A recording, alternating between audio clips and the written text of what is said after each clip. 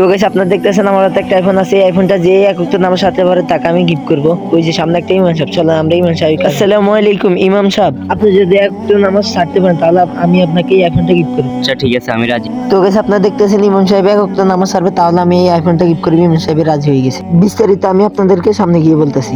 Guys সামনে আরো দুইটা ভাইকে পেয়ে গেছি। তো ভাই আসসালামু আলাইকুম।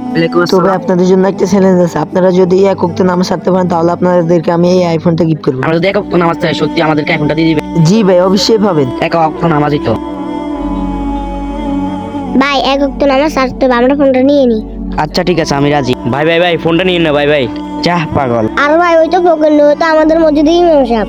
ইমাম সাহেব আপনার এই অবস্থা? না না না, যা কিছু হয়ে যাক, কে এক ওয়াক্ত নামাজ ছাড়বেন না। আর ইমাম সাহেব আপনি পাগলের মতন এই অবস্থা করেন কেন? তাহলে শুনেন,